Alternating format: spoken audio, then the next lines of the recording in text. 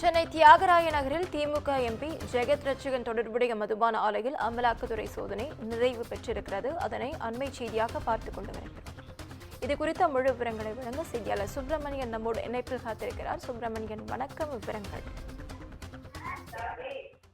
தமிழகத்தில் 25க்கும் மேற்பட்ட இடங்களில் அமலாக்கத்துறை அதிகாரிகள் கடந்த 3 நாட்களாக சோதனை மேற்கொண்டு வருகிறார்கள்.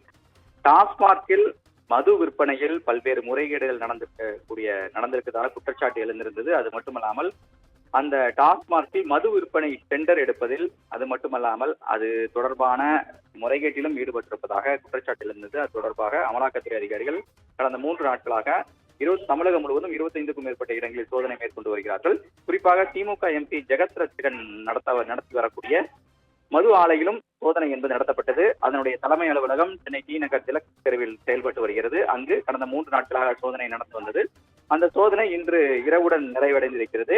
இந்த சோதனையில் முக்கிய ஆவணங்கள் கைப்பற்றப்பட்டதாக அமலாக்கத்துறை அதிகாரிகள் தரப்பில் சொல்லப்பட்டிருக்கிறது. அது மட்டுமல்லாமல் மற்ற இடங்களில் சோதனை என்பது தொடர்ந்து கொண்டிருக்கிறது. எழும்பூரில் இருக்கக்கூடிய டாஸ்மாகுடைய தலைமை அலுவலகத்தில் சோதனை நடந்து கொண்டிருக்கிறது. அந்த சோதனை இன்னும் நிறைவடையவில்லை. அதே போல மற்ற மதுபான ஆலைகளாக இருக்கக்கூடிய SNJ மற்றும் கல்ஸ் ஆகிய தலைமை அலுவலகத்தில் சோதனை நடந்து கொண்டிருக்கிறது.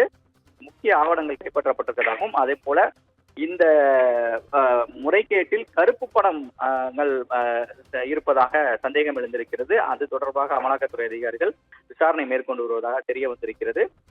பல்வேறு ஆவணங்கள் கைப்பற்றப்பட்டு ஆய்வு செய்யக்கூடிய பணியும் நடந்து கொண்டிருப்பதாக அமலாக்கத்துறை அதிகாரிகள் தரப்பில் தெரிவிக்கப்பட்டிருக்கிறது. அனைத்து இடங்களிலும் சோதனை நாளை மாலைக்குள் நிறைவடைய வாய்ப்பிருப்பதாக அதிகாரிகள் தரப்பில் தெரிவிக்கப்படுகிறது. விவரங்களுக்கு நன்றி சுப்பிரமணியன்.